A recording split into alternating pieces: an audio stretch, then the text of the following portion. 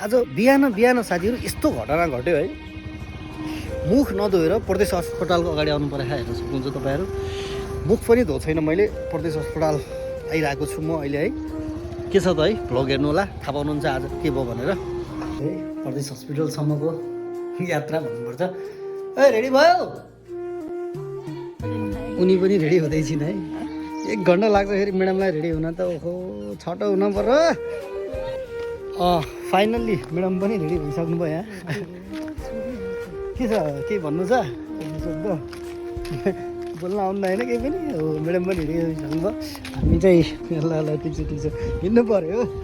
अटै आएन, अटै आएन। अटो आएन साथीहरू है, अटो आएन। के छ अटो त्यहाँ आउँछ कि अटो? अटो आयो है, अटो आयो। अब अटोमा जाउँ त अब कस्तो हुन्छ।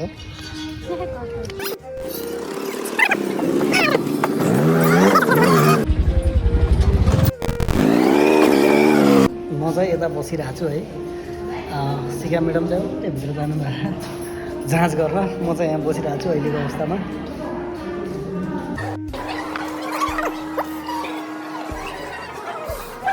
भने हुन्छ जाओ खुर्चा हुन त हामी त्यसै फाल्दिने। त्यस्ता खुन निकाल्ने है हुने हो र निकाल्ने। आधा काम चाहिँ भ्याइयो है प्रदेश अस्पतालको। आधा काम चाहिँ भ्याइयो।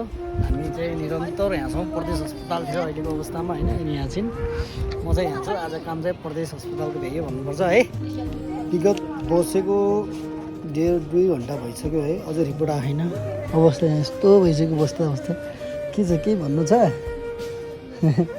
अब त भन्नु नि के हुन्न के त भन्नु। यत्रो भइसक्यो, कहिले आउँछ रिपोर्ट? लगभग 3 घन्टा 4 घन्टा पछि है फाइनली उसलाई हस्पिटल ल्याएर आएको। अहिले सकियो। अब चाहिँ घर चाहिँ जानु पऱ्यो है। लगभग 4 घन्टा भयो ल्याएर है।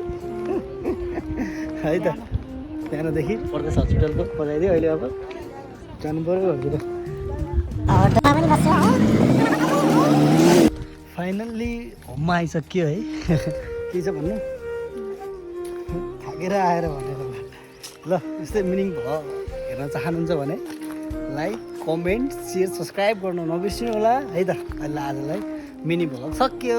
By by.